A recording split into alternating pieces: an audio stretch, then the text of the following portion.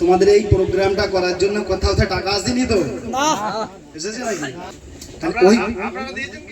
না না, আমরা বাস্তবে বলছি, এইসব বাচ্চাগুলো যেভাবে আমাদের কাছে, আমাদের যেরকম অকাত 500-1000 টাকা আমাদের প্রত্যেক যাদের কাছে চেয়েছে আমরা সেরকমই দিয়েছি।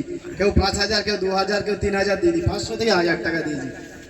তার সততার সাথে যে এই প্রোগ্রামটা ওরা করেছে, আমি তো বললো 5 লাখ টাকার কাজ করেছে। সততা সব থেকে বড় জিনিস। আজ রাইনুর ভাই যেই কথা বলছিল, সেই কথার উপরেই 2-4টে কথা।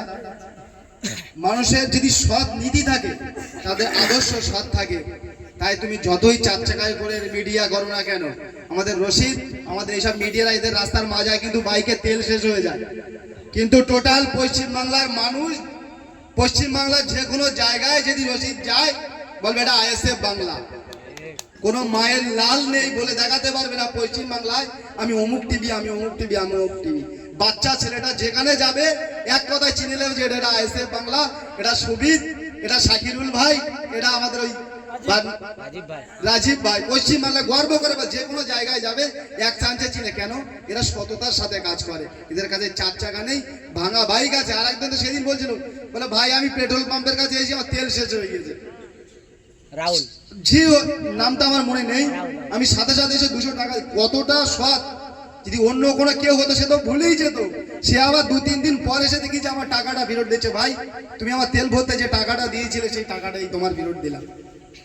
এটাই বাস্তবে বলছি। তার যদি প্রয়োজন থাকতো, সে যদি আজ 200 টাকা আমার ফেরত দিতে পারে, অন্য কোনো খারাপ খবর করার জন্য তার যদি 10,000 টাকা দাও, সেই ফেরত দেবে, এটা আমি আশা করে বলতে পারি।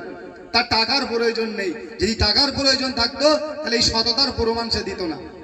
কেন? আমি তো একজন রাজনীতি করি, তাই তার তো অধিকার ছিল আমার কাছে 200 টাকাটা নেওয়ার। তা সত্ত্বেও সে আমাকে টাকাটা ফেরত দিয়েছে।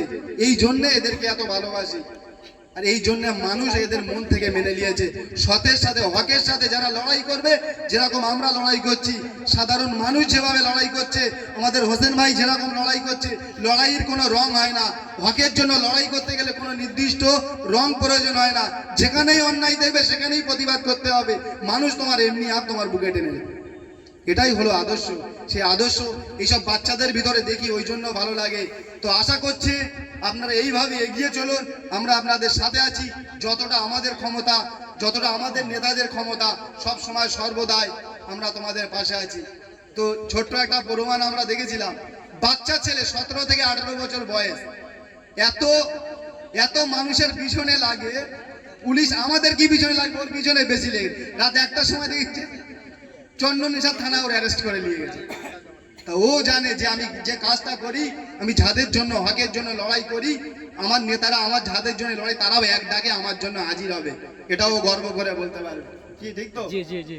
সেই জন্য ওরা লড়াই করতে সাহস পায়, হকের জন্য খবর করতে সাহস পায়। আর একটা জিনিস, যে সাংবাদিকতা করতে গিয়ে জেল খাটতে হয়, এও একটা নজিরবিহীন ঘটনা। যে সাংবাদিকতা করতে গিয়ে 3 মাস জেল কাটতে হয়।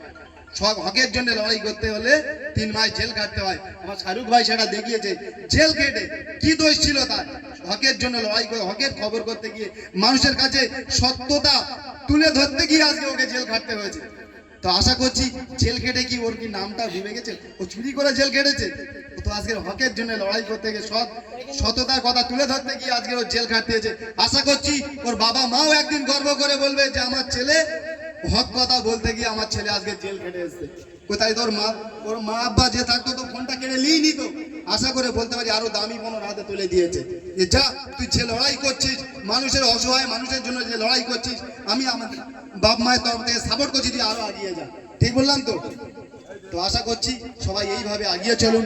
আমাদের যতটা সম্ভব আছে আমরা তোমাদের সাথে আছি, বলার কিছু নেই। যেখানে আমাদের ভাইজান বসে আছে, ভাইজান মানে ভাইজান, জি হোক না কেন, ভাইজান মানে ভাইজান।